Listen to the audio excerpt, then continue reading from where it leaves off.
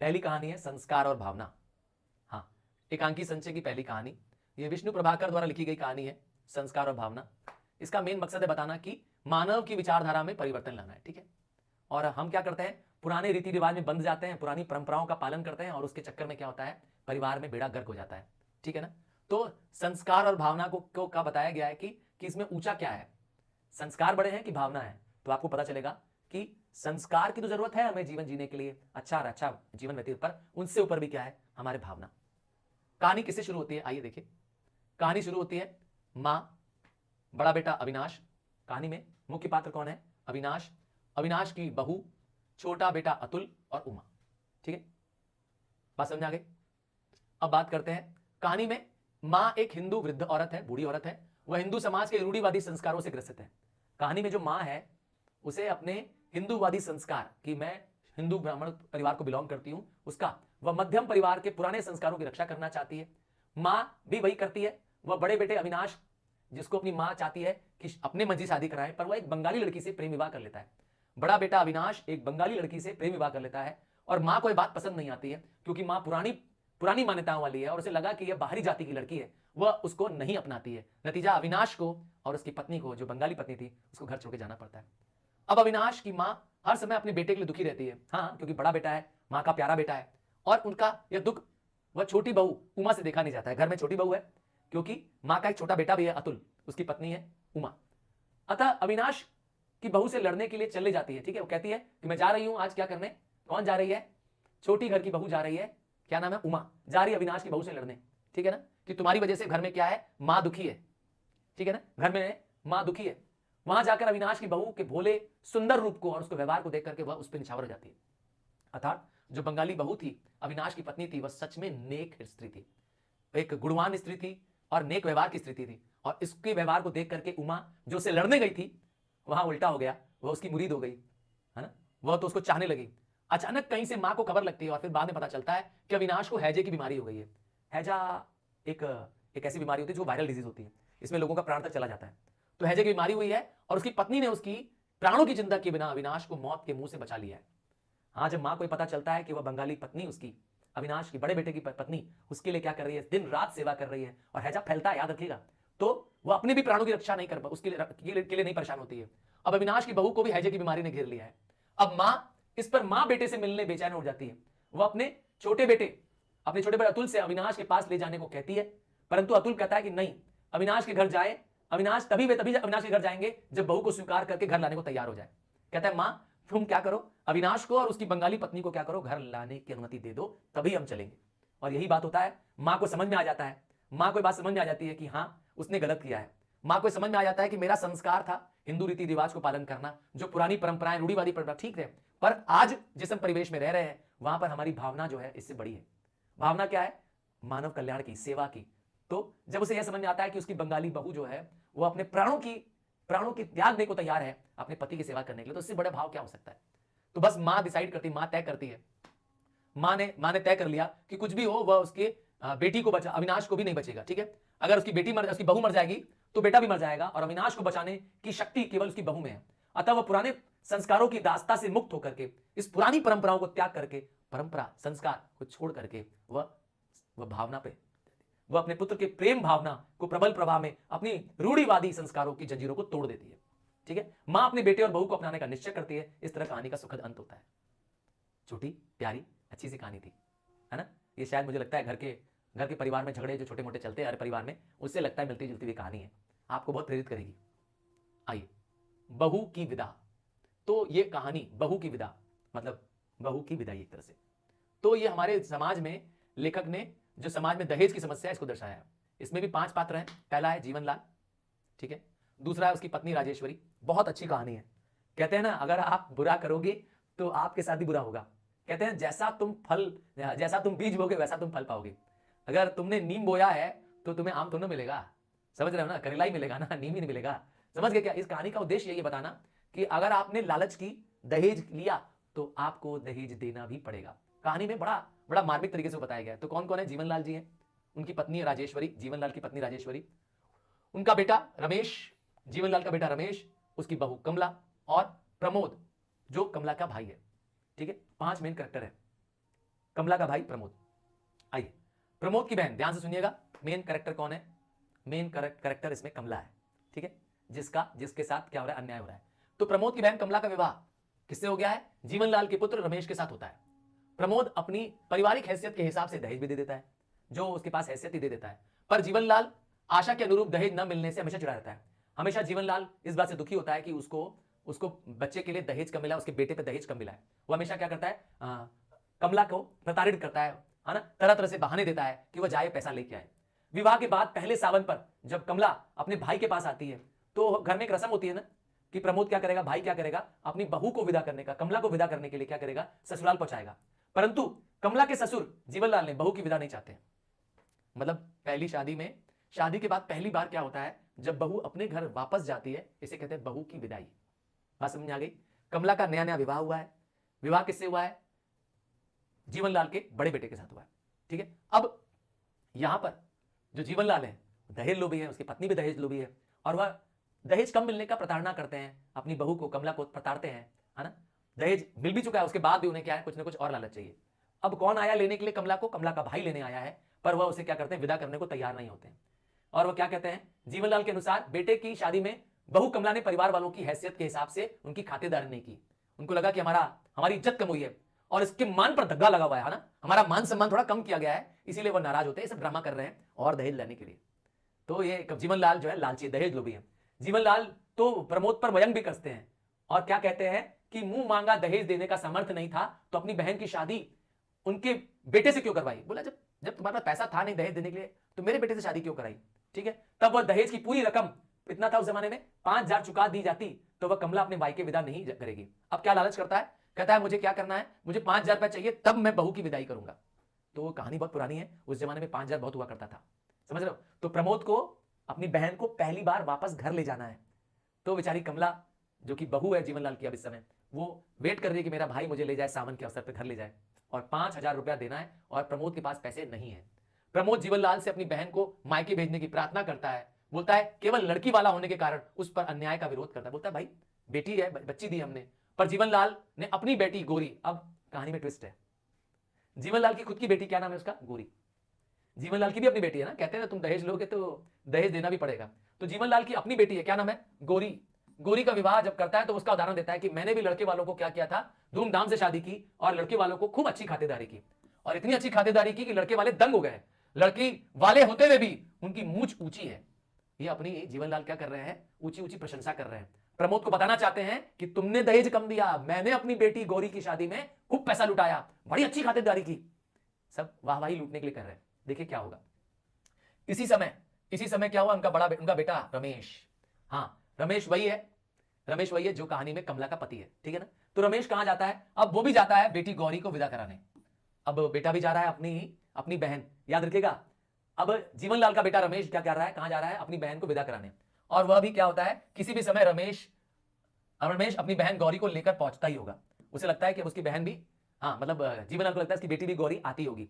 प्रमोद उसके बाद अपनी बहन कमला से मिलता है और सांत्वना देते हुए कहता है कि वापस जाकर के अपना घर बेच देगा, दहेज की रकम जुगाड़ कर लेगा। सोचिए कितना त्याग है भाई में, है ना। अपनी बहन को विदा कराने के लिए वह अपना घर तक बेचने को तैयार है। इस पर कमला अपने भाई को समझाती है कि घर बेचने की बात न करना, क्योंकि अभी छोटी बहन विमला भी है, घर में एक और लड़की है विमला, उसका भी ब्याह की जिम्मेदारी उसी के सिर पर है। और क्या हुआ यदि पहला सावन अपने मायके में न बिताएं तो कोई बात नहीं, अगर मेरे ससुर नहीं मान रहे हैं तो कोई बात नहीं, पहला सावन हम घर में नहीं बिताएंगे, ठीक है। यहां पर ससुराल में उसकी सास और ननद बहुत अच्छी हैं, गौरी के आने से तो उसकी सखियों की कमी भी नहीं खिलेगी। तो देखा उल्टा हो रहा है, कितनी अच्छी है कमला, कितना अच्छे स्वभाव की है, उसे लगता है कि मेरी सास भी अच्छी है और जो मेरी ननद है वो मेरी सखी बन जाएगी, वो आने वाली है। तो वह तो पलके बिछाई हुई है कि अच्छा है गौरी आ जाए तो मेरा साथ हो जाएगा। उसी समय कमरे में कमला की सास आती है, नाम है क्या? राजेश्वरी आती है, और वो राजेश्वरी अपने पति के स्वार्थी का पता चलता है तो वह कहती है कि प्रमोद जब वह 5,000 रुपए लाकर नहीं देगा तो कमला को विदा नहीं होगी, इसलिए वह स्वयं कमला को तिजोरी की चाबी देकर, सोचिए कितनी अच्छी मां है, एक पिता है ना जो लालची है और एक पत्नी है उसकी, ठीक है ना। तो कमला को कहती है कि ठीक है तुम तिजोरी से क्या करो, 5,000 लाकर देने को कहती है। प्रमोद से कहती है कि वह रुपए जीवनलाल को देकर कमला की विदाई ले जाए। प्रमोद पैसे लेने से मना करता है, बोलता नहीं मैं पैसा नहीं लूंगा। उसी समय रमेश बिना बहन गौरी को लिए, अब रमेश जो कि अपनी बहन को लेने गया था वह घर पहुंचता है, क्योंकि गौरी के ससुराल वाले भी कहते हैं कि हमें कम दहेज मिला, वहां पे वो गौरी को विदा करने से मना कर देते हैं। जीवनलाल को अपनी बेटी के ससुराल वालों का रवैया बड़ा अन्यायपूर्ण लगता है। हाँ, जीवनलाल को लगता है अरे मैंने तो खूब खातिरदारी की थी, खूब दहेज में पैसे दिए थे, फिर भी मेरी बेटी को उन्होंने क्या किया, विदा नहीं किया। अब कहते ना, जब आप लालची है तो वह ससुराल वाले को लोभी लालची नजर लगता है, और उसके अनुसार से तो जीवन भर की कमाई उसने बेटी गौरी पे लगा दी थी। दहेज देने के बावजूद गौरी के ससुराल वालों ने उसके साथ अन्याय किया। वो इंसानियत की दुहाई देने लगता है, पछतावा करने लगता है, पर अपने भूल जाता है कि अपने क्या कर रहा है। कहते हैं ना, तुम्हारे पर भी तो आएगा एक दिन। तो अब वही होने वाला है। क्या होगा, अब राजेश्वरी ने अपने पति जीवनलाल की आंखें खोल दी। राजेश्वरी कौन है, इसकी पत्नी है, जीवनलाल की पत्नी राजेश्वरी। क्या कहती है, बोलती है कि वह शराफत और इंसानियत की दुहाई दे रहे हो, खुद अपनी बहू को 5,000 रुपया कम पड़ने की वजह से उसके भाई को अपमानित कर रहे हो। अब तुम्हारी बेटी के लिए तो दहेज मांगा जा रहा है, तुम्हें बुरा लग रहा है, तुम्हें लग रहा है कि उसके ससुराल वाले दहेज लोभी हैं, इंसानियत नहीं है उनके अंदर, और अपने अंदर। इस तरह से जीवनलाल को अपनी गलती का एहसास होता है। वो अपनी पत्नी की राजेश्वरी को कहता है कि अंदर जाके बहू की विदा की तैयारी करो। और राजेश्वरी मतलब, और जीवनलाल क्या करती है, जीवनलाल प्रसन्न हो जाता है कि अब उसका जीवन बदल गया है, और कुछ समय पहले तक उसका जो जीवन तनावपूर्ण था, आज वो क्या होता है, तनाव चला जाता है। तो जैसा उसने किया वैसा उसके साथ हुआ, और देखिए कैसे वो बदल गया पल नहीं। आइए आगे बढ़ते हैं। मातृभूमि का मान, ये कहानी जो है आपको देश प्रेम से भर देगी। हाँ, एक तरह से कहें ये देश की सेवा, देश के लिए प्राण न्यौछावर करने की प्रेरणा से भरने वाली कहानी है। मातृभूमि का मान क्या है, देखिए राजपूतों की जो धर्म, देश के प्रति निष्ठा है, अपने मातृभूमि के प्रति निष्ठा वो दिखाती है। इस कहानी में पात्र कितने हैं, पहला पात्र है राव हेमू। ये कौन है, राव हेमू कौन है, जो बूंदी का शासक है, बूंदी का राजा है, बूंदी शहर का नाम है। हाँ, दही बूंदी वाला बूंदी नहीं, ठीक है ना, बूंदी एक शहर का नाम है, ठीक है। राव हेमू यहाँ का राजा है। अभय सिंह कौन है, मेवाड़ का सेनापति। कहां का सेनापति, मेवाड़ का सेनापति। मेवाड़ भी क्या है, एक राज्य का नाम है। हाँ, ये सब राजपूतों के राज्य है। महाराणा लाखा कौन है, महाराणा लाखा मेवाड़ का शासक है। महाराणा और लाखा क्या है, यहाँ का राजा है, मेवाड़ का राजा। मेवाड़ का राजा महाराजा लाखा, और मेवाड़ का ही सेनापति अभय सिंह, ठीक है। और कौन है, वीर सिंह। वीर सिंह जो मेवाड़ की सेना का एक सिपाही है, बहुत इंपॉर्टेंट कैरेक्टर है वीर सिंह। है तो सिपाही सेना का, पर बड़ा इंपॉर्टेंट कैरेक्टर है, परंतु उसकी मातृभूमि बूंदी है। ध्यान दीजिएगा, सेना किसमें है, मेवाड़ की सेना में है, ठीक है। काम करता मेवाड़ की सेना में वीर सिंह, और जिस देश से आया है वो कौन सा देश है, बूंदी। दो अलग अलग राज्य हैं, एक बूंदी, ठीक है, एक बूंदी राज्य है, और दूसरा कौन सा राज्य है, और दूसरा राज्य है मेवाड़। कहानी इन दोनों के संघर्ष की कहानी है। कहानी इन दोनों के संघर्ष की कहानी है। हाँ, कहानी इन दोनों के संघर्ष की कहानी है। चलिए, एकांकी में राजपूत एकता की एक सूत्रता के लिए महाराणा चाहते थे कि बूंदी क्या चाहते हैं, महाराणा लाखा क्या चाहते हैं, महाराणा लाखा जो कि मेवाड़ के शासक है, वो चाहते हैं कि बूंदी भी उनके अधीन आ जाए, ताकि हमारा राज्य बड़ा हो जाए, ताकि हम राजपूतों का राज्य क्या हो जाए, बहुत बड़ा हो जाए, तो बूंदी भी उनके राज्य के अधीन आ जाए, ठीक है। और बूंदी उनकी अधीनता स्वीकार कर ले। अब राजपूत है, जानते हैं राजपूत प्राण दे देगा, राजपूत गर्दन कटा देगा, पर ना अपनी धरती मां के लिए कुछ भी अन्याय बर्दाश्त नहीं करते, उसके लिए तो प्राणों की आहुति दे देंगे। यही कहानी है। और क्या होने वाला है देखिए, तो अब क्या होने वाला है, इसलिए उन्होंने मेवाड़ नरेश महाराणा लाखा ने, हाँ, मेवाड़ के राजा महाराजा लाखा ने अपने सेनापति अभय सिंह को बूंदी के शासक, बूंदी के राजा कौन है, मैंने बताया राव हेमू के पास संदेश भिजवाया। क्या संदेश भिजवाया कि क्या करो, मेवाड़ की अधीनता स्वीकार कर लो, ताकि राजपूत असंगठित शक्ति को संगठित शक्ति करके एक सूत्र में बांधा जा सके। जो राजपूत बटे हुए हैं अलग अलग राज्यों में, उनको जोड़ा जा सके। सोच तो इनकी अच्छी है, पर क्या चाहते हैं कि बूंदी को अपने अधीन करना। मेवाड़ का राज्य के राजा चाहते हैं कि बूंदी को भी अपने अधीन कर लिया जाए, बूंदी के भी राजपूत क्या हो जाए, उनके अंडर आ जाए। पर मैंने कहा कि राजपूत कैसे होते हैं, राजपूत पता है ना, राजपूत राजा का पुत्र, और मैंने कहा देश प्रेम इनके अंदर कूट कूट के भरा होता है। हाँ, इनके अंदर देश प्रेम होता है, और ये देश के लिए मरने मिटने और बलिदान देने के लिए एकदम तैयार रहते हैं। किसी भी क्षण क्या कर सकते हैं, हाँ, अपने देह को त्याग सकते हैं, और मार करके क्या होते हैं, किसी भी युद्ध अंत तक जा सकते हैं। अब यही कहानी में संघर्ष होना है, यही कहानी में इनके बीच में संघर्ष होना है। कहानी में एक जो मुख्य कैरेक्टर है, पात्र है वीर सिंह, उसके साथ समस्या क्या है कि वह किसको माने। जन्म उसका कहां हुआ है, बूंदी में, ठीक है, तो मातृभूमि भूमि है, और कर्म कहां कर रहा है, कर्म कर रहा है मेवाड़ में, समझाया। तो ये समस्या है। कहानी रुक गई बीच में, आइए देखते हैं आगे कहां गया। हाँ, क्या होगा, राव हेमू क्या करेंगे? राव हेमू जो बूंदी के शासक हैं वो मना कर देंगे। राव हेमू इसको अस्वीकार कर देंगे, कहेंगे नहीं, यह प्रस्ताव में स्वीकार नहीं है। और महाराणाओं, बूंदी महाराणाओं का आदर तो करता है परंतु स्वतंत्र रहना चाहता है। वह महाराणा लाखा को मना कर देते हैं। वे शक्ति नहीं, प्रेम का अनुशासन करना चाहते हैं, ठीक है ना। और स्वतंत्र राज्य के रूप में स्वतंत्र रह करके महाराणाओं का आदर कर सकते हैं। बोले हमको गुलाम बनाने की जरूरत ही नहीं है, हम तो आपका आदर करते ही हैं, पर हम स्वतंत्र रह करके भी तो आपका आदर कर सकते हैं। तो मेवाड़ को हमें अधीन करने की जरूरत नहीं है। हम बूंदीवासी क्या करते हैं? महाराणाओं का स्वागत करते हैं, सम्मान करते हैं, ठीक है। किसी के अधीन रहने के कोई उन्हें पसंद नहीं है। बताया था ना, राजपूत किसी के आगे झुकेगा नहीं। अब यह बात राणा लाखा, जो कि मैंने कहा राणा लाखा जो कि मेवाड़ के शासक हैं, उनको पता चलती है तो उसने बूंदी पर आक्रमण कर दिया। मेवाड़ के शासक ने नीमरा के इस युद्ध के मैदान में बूंदी के राव हेमू से पराजित होकर भागना पड़ा। और हार किसकी हुई? महाराणा की हार हो गई। बूंदी के शासक राव हेमू ने उसे हरा दिया। इसीलिए अपनों को धिक्कारते हैं, इसलिए वे अपने को धिक्कारते हैं और आत्मग्लानि का अनुभव करने के कारण जनसभा में नहीं जाते हैं। मतलब महाराणा लाखा की बड़ी बुरी हार होती है और उसके बावजूद वह लोगों के बीच में जाना पसंद नहीं करते हैं। उनके अंदर एक शर्म होती है, ठीक है। वह किसी भी तरह हाड़ाओं को हराकर अपने माथे पे पराजय का कलंक धोना चाहते हैं। कौन? अब महाराणा लाखा छल बल कुछ भी प्रयोग करने को तैयार है। उन्हें अपनी हार का बदला राव हेमू से लेना है, बूंदी के शासक को हराना है, क्योंकि हार चुके हैं, ठीक है। और वह आवेश में आ जाते हैं और प्रतिज्ञा कर बैठते हैं कि जब तक वे बूंदी के दुर्ग में ससैन्य प्रवेश नहीं करेंगे तब तक वो अन्न जल ग्रहण नहीं करेंगे। क्या तय करते हैं? जब तक क्या करेंगे? हम अन्न जल तब तक नहीं लेंगे जब तक कि सेना के सहित बूंदी के महल में घुस न जाए, अर्थात तो उसको अधीन न कर ले अपने। पर इतना आसान तो है नहीं। महाराणा लाखा ने गुस्से में प्रतिज्ञा कर ली थी और प्रतिज्ञा पूरी कैसे हो, ऐसे में महाराणा की चारिणी ने उन्हें सलाह दी। चारिणी मतलब होता है सलाह करने वाली समिति। उसने सलाह दी कि नकली दुर्ग का विध्वंस करके अपनी प्रतिज्ञा पूर्ण कर ले। एक नकली दुर्ग बनाया जाए और उसको क्या करे भाई, प्रतिज्ञा तो प्रतिज्ञा है, जानते ही राजपूत प्रतिज्ञा ले लेते हैं तो जान जाए पर वचन न जाए। महाराणा ने प्रस्ताव स्वीकार किया क्योंकि हाड़ाओं को उनकी उद्दंडता का दंड देना चाहते थे और अपने व्रत का भी पालन करना चाहते थे। तो महाराणा इस बात पे भी मान जाते हैं। महाराणा की प्रतिज्ञा पूरी करने के लिए बूंदी का नकली किला बनवाया गया, ठीक है। अब बूंदी में क्या किया गया? बूंदी अपने ही शहर में क्या करेगा? बूंदी का नकली किला बनाया गया। कहां पर बनाया गया? मेवाड़ में। भाई उनको अपनी प्रतिज्ञा पूरी करनी है ना, किले को क्या करना है? किले के अंदर प्रवेश करना है ससेना के साथ। नकली किला बनाया गया, नकली युद्ध की योजना बनाई गई। नकली युद्ध को करने के लिए वीर सिंह, और किसको रखा गया? वीर सिंह को रखा गया।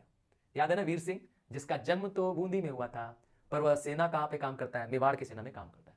तो उनको कहा गया कि तुम दुर्ग में क्या करोगे? तुम दुर्ग में अपनी मातृभूमि का अपमान होना, ठीक है। तुम्हें क्या करना है? तो वीर सिंह को क्या करना है? अपने ही राजा से लड़ना है, महाराणा लाखा से लड़ना है, ठीक है। और उसे लग रहा था कि उसकी मातृभूमि का अपमान होने वाला है। हाँ, उसकी मातृभूमि बूंदी का अपमान होने वाला है, इसीलिए वह क्या करता है? लड़ता है। वह मातृभूमि बूंदी के लिए लड़ता है। जानते हैं क्या होगा ना? उसने उस समय नकली दुर्ग को भी असली दुर्ग में बदल दिया। किसने? वीर सिंह ने, जो कि एक मामूली सा सिपाही है। मैंने कहा था कहानी का मुख्य पात्र वीर सिंह है इसमें। तो वीर सिंह जो कि मामूली से सिपाही है, उसने अपनी मातृभूमि को कि नकली दुर्ग को अपना असली दुर्ग बनाया और अपने साथियों के साथ प्रतिज्ञा ली कि प्राण होते हुए इस नकली दुर्ग में भी, इस नकली किले में भी क्या करेंगे? मेवाड़ की राज्य पताका, राज्य का झंडा लहराने नहीं देंगे। और प्रण लेता है और यह सब महाराणा पे भारी पड़ते हैं। मतलब नकली दुर्ग को भी हारने नहीं देते हैं। नकली सिपाही देखे, जिसके कारण महाराणा के सिपाही नकली किले पे अपना अधिकार जमाने में असमर्थ हो जाते हैं। महाराजा के सिपाही नहीं जीत पाते हैं और अंत में दुर्ग की रक्षा के लिए वीर सिंह को प्राण की आहुति दे दी। और इसके लिए किसको मरना पड़ता है? रक्षा करने के दौरान वीर सिंह वीर गति को प्राप्त हो जाता है। तो इस समय मेवाड़ के महाराणा लाखा की चारणी से कहते हैं कि उन्हें वीर सिंह की मृत्यु के कारण पश्चाताप हो रहा है। उन्हें झूठे दंभ मतलब होता है घमंड, उसने अपने झूठे कारण के कारण न केवल मातृभूमि से प्यार करने वाला एक सच्चा वीर के साथ और न जाने कितने और निर्दोषों के साथ जान ले ली है।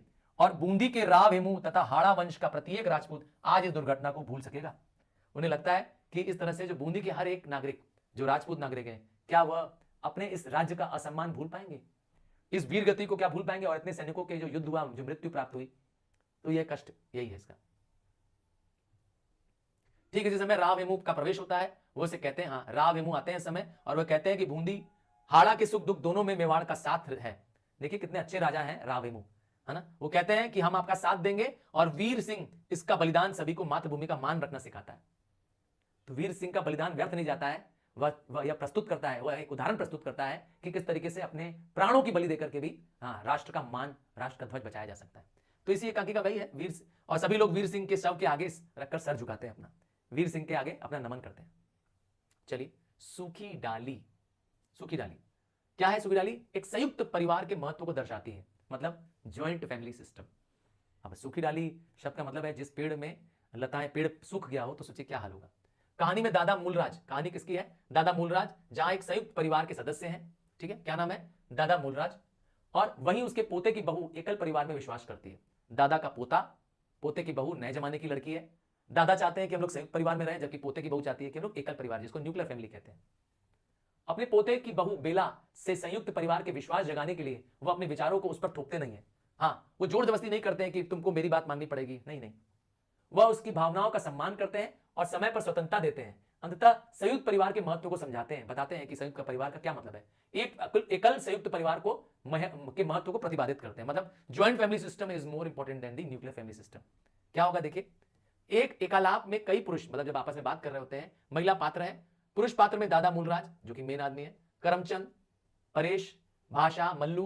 और महिला पात्र में कौन है? बेला, छोटी भाभी, मध्यम भाभी, बड़ी बहू, पारो और रजवा। ये सब कौन है? कहानी के मुख्य पात्र है। कहानी में कौन मेन पात्र है? ये दादा मूलराज।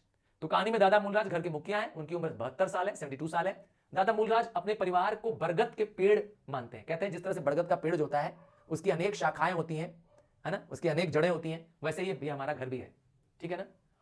और परिवार का हर सदस्य क्या है? पेड़ की शाखाओं के समान है, और वह परिवार को की किसी एक डाली को, परिवार के सदस्य को अलग नहीं देख सकते। जैसे बरगद का पेड़ संयुक्त रहता है, वैसे ही वो अपने संयुक्त परिवार को बरगद की पेड़ की तरह कल्पना करते हैं। संयुक्त परिवार के उपासक होने के कारण, उपासक मतलब होता है संयुक्त परिवार के प्रशंसक हैं, वो चाहते हैं कि हम लोग संयुक्त परिवार, वो अपने परिवार को टूटने से बचाने के लिए प्रयास करते हैं। दादा घर के सभी सदस्यों को उचित सम्मान देते हैं, उचित स्वतंत्रता देते हैं। भाई ऐसा ना हो कि आपको लगे कि बड़ा घर है तो वहां पर आपको सम्मान नहीं मिलेगा, आपको सिर्फ हर समय झुकना ही नहीं। दादा इतने बुजुर्ग होने के बावजूद भी इन सबकी चीजों का, सबकी जरूरतों का ख्याल रखते हैं। अपने विचारों को किसी पे थोपते नहीं है, बल्कि वो अपने विचारों को समझाने के लिए उचित वातावरण बनाते हैं। दादा परिवार के सदस्यों में प्रेम, सम्मान चाहते हैं। वह घर के हर सदस्य को अपनी बातों पे अक्षरशः पालन करते हैं, अर्थात जो भी वह बात कहते हैं वो उसका पालन करते हैं। दादा बुद्धिमान है, दूरदर्शी हैं और सूझबूझ से अपनी परिवार की समृद्धि को शिखर पर ले जाते हैं, अर्थात वह उसका परिवार कह सकते हैं संपत्ति के मामले में, धन दौलत के मामले में गरीब से अमीर बन चुका था वो। ऐसे में नई बहू बेला आती है। बेला के आने से परिवार में अलगाव की स्थिति पैदा हो जाती है, बंटवारे की स्थिति पैदा होती है, ठीक है। पर दादा बड़ी कुशलता से इसको संभाल लेते हैं। बेला जो है पढ़ी लिखी है, संस्कारी परिवार के ताल्लुक रखती है, और उसकी शादी किससे होती है? दादा के पोते परेश से। परेश से शादी हुई है। वह नायाब तहसीलदार है। परेश खुद भी कौन है? नायाब तहसीलदार है, और इसलिए उसे घर में छोटी बहू कहा जाता है, ठीक है।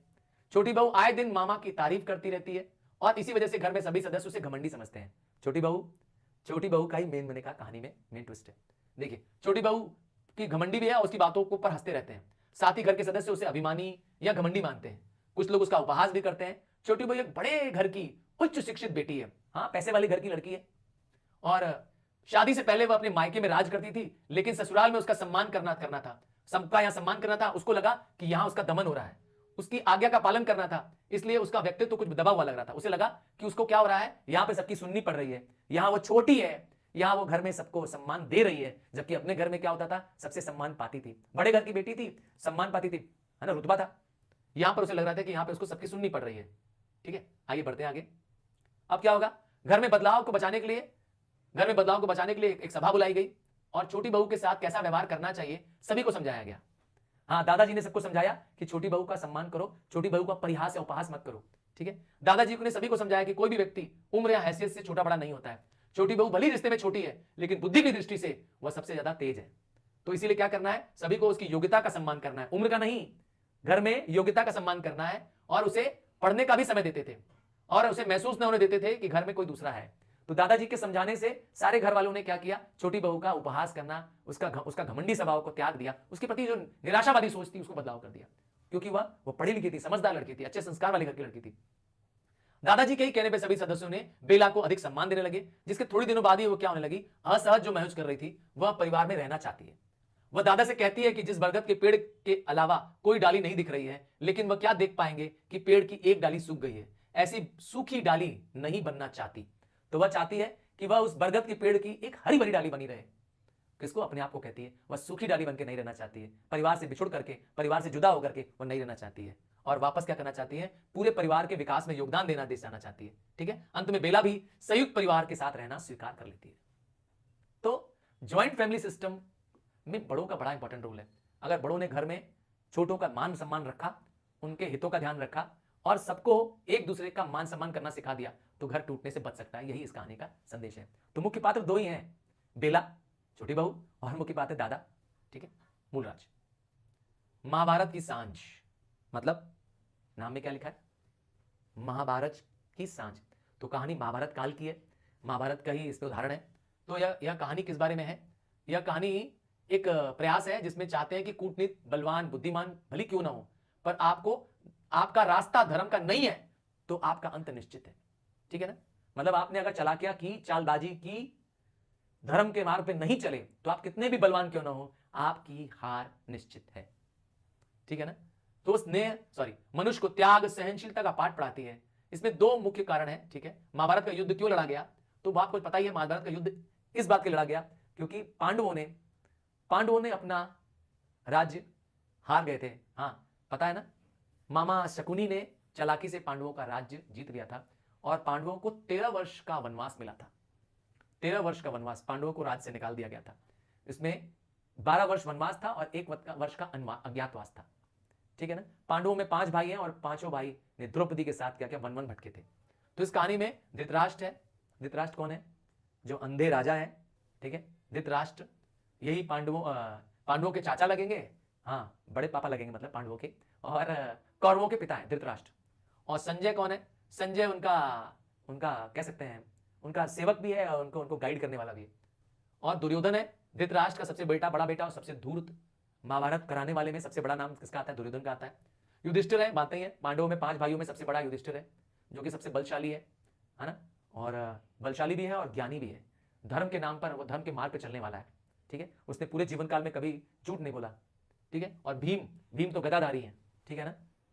तो इस कहानी में, इस एकांकी में महाभारत के युद्ध की अंतिम सांझ, महाभारत का युद्ध है, उसकी अंतिम संध्या है। महाभारत के युद्ध में दुर्योधन के अलावा कौरवों के सभी शूरवीर मारे गए, सिर्फ एक बचा है, कौन, दुर्योधन। दुर्योधन अपनी जान बचाने के लिए डेथ वन नाम के एक प्लेस में सरोवर है, सरोवर के नीचे जाके छुप जाता है, ने एक जल स्तंभ में जाके छुप जाता है, कौन, दुर्योधन। और एक अहेरी द्वारा सूचना दी जाती है कि पांडवों को वहां की खबर मिलती है, ठीक है। महाभारत का युद्ध तब तक समाप्त नहीं माना जाएगा जब तक दुर्योधन की मृत्यु न हो जाए। याद होगा, दुर्योधन ने द्रौपदी का चीरहरण किया था और उस समय भीम ने क्या की थी, कसम खाई थी कि जब तक दुर्योधन का लहू ना निकालने छाती का, और तब तक हम क्या करेंगे, दुर्योधन को, मतलब जब तक मैं मार न डालूं तब तक मैं क्या करूंगा। और द्रौपदी ने भी कसम खाई थी कि मैं अपने बाल जब तक क्या करूंगा, तब तक नहीं बांधूंगी जब तक दुर्योधन की मृत्यु ना हो जाए। मैं अपने बालों को दुर्योधन के खून से रंगूंगी। हाँ, आपको शायद ये कसम प्रण याद ना हो। दुर्योधन ने चालाकी से ऐसा किया था, युद्ध उनसे उनका राज्य जीत लिया था। जो खेल हुआ था चौसड़ का, उस चौसड़ के खेल में बेईमानी से हरा दिया था। मामा शकुनी और दुर्योधन ने मिलकर के पांडवों को हरा दिया था। पांडव अपना राजपाट भी खो दिए थे, पांडवों को वनवास भी मिला था, 12 वर्ष का वनवास, 1 वर्ष का अज्ञातवास और द्रौपदी का चीरहरण। तो अब युधिष्ठिर और भीम तरह तरह से बाहर आने के लिए उसे उकसाते हैं। किसको, दुर्योधन को कहते हैं कि आओ सरोवर से बाहर आओ, और सरोवर से बाहर ना निकलता है। वह कहता है कि उसे राज्य में कोई मोह नहीं है, युधिष्ठिर राज्य का भोग कर सकता है। युधिष्ठिर और भीम उसे ललकारते हैं और उसका संहार करने के बाद ही किसी बात की लज्जा आ रही है। जब वह इस तरह छुपा है, इस बातों को बात सुन करके वह युद्ध तो करना पड़ेगा, तो वह दुर्योधन को कई तरीके से बाहर निकालते हैं। उसके ऊपर कहते हैं कायर हो, कमजोर हो, पर दुर्योधन कहता है नहीं भैया, मैं नहीं आऊंगा, तुम ले लो राज्य। इस तरह दुर्योधन और युधिष्ठिर के बीच कई बात को लेकर बातचीत होती है।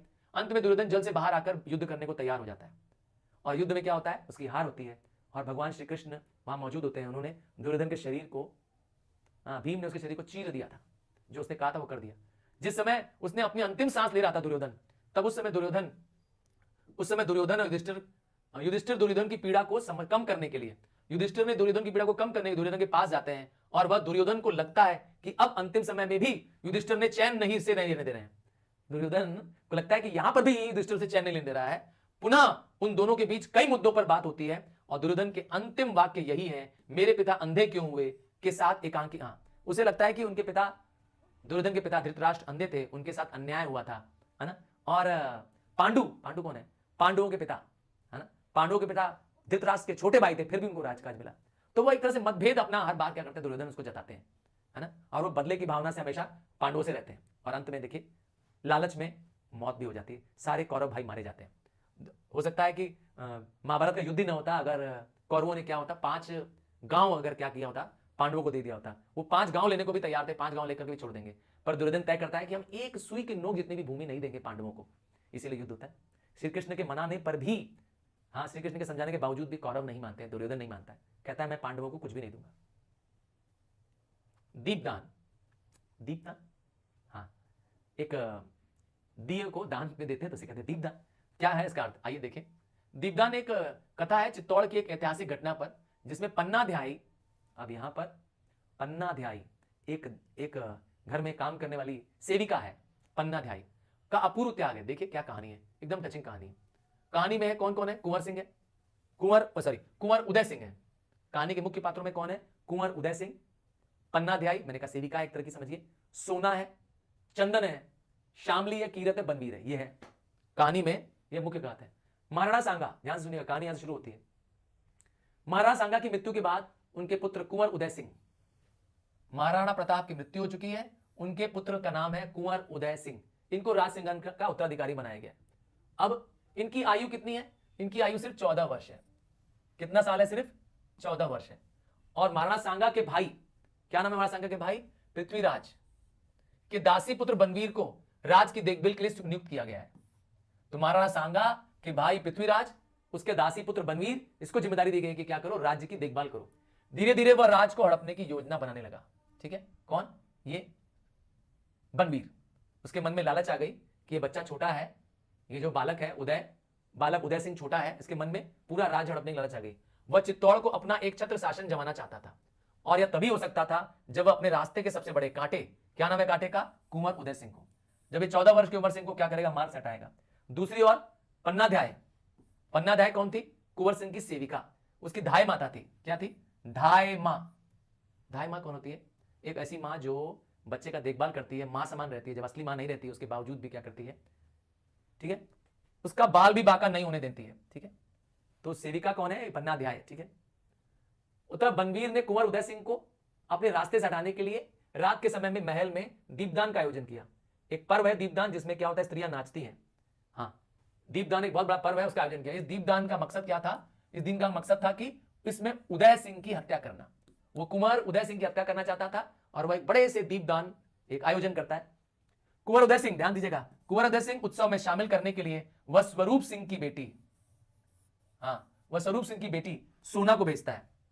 सोना उसे क्या करती है, अपनी जिम्मेदारी लेती है कि वह कुंवर सिंह को क्या करेगी, दीपदान के उत्सव में ले आएगी।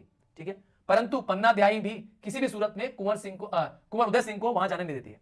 कहती है, क्योंकि पन्नाध्यायी को यह आभास हो चुका था, पन्नाध्यायी को यह आभास हो चुका था कि कुंवर की जान को खतरा है, कुंवर की जान को खतरा है। वह बनवीर की राज्य की हत्याने के मंसूबे को जानती थी, और वह खास करके आज के दीपदान को काफी चिंतित थी। ऐसा में सोना का आना और अपनी नृत्य की प्रशंसा करना, क्योंकि कुंवर क्या हो जाए, ताकि लालच में आ जाए और कुंवर क्या करे, नृत्य देखने के बहाने, क्योंकि इस समय नृत्य होना है, नाच गाना होना है। ठीक है, और कुंवर उदय सिंह को इस तरह नाच गाने में शामिल करना पन्नाध्याय को उत्तेजित कर देता है। सोना के जाते ही शामली नामक सेविका, कौन, नई दूसरी सेविका शामली, सेविका दासी है, पन्नाध्याय को विक्रमादित्य की हत्या की सूचना देने के साथ यह भी बताती है कि बनवीर तलवार लेकर घूम रहा है। देखा, इस तरह से बनवीर ने विक्रमादित्य की हत्या कर दी है। अब वह किसको मारने आ रहा है, कुंवर उदय सिंह को। पन्नाध्याय के सामने अब केवल एक ही ध्येय, एक ही बस क्या है, काम है, क्या है, कुंवर की रक्षा करना। किसी भी तरह से वह कुंवर उदय सिंह की रक्षा करना चाहती है। इतने में महल की जूठी पत्तलें उठाने वाला कीरत बारी पन्नाध्याय के कक्ष में आता है। कौन आता है, कीरत बारी। कीरत बारी कौन है, एक तरह का सेवक है। क्या उठाता है, जूठी पत्तलें लेकर के बाहर फेंकता आता है ना।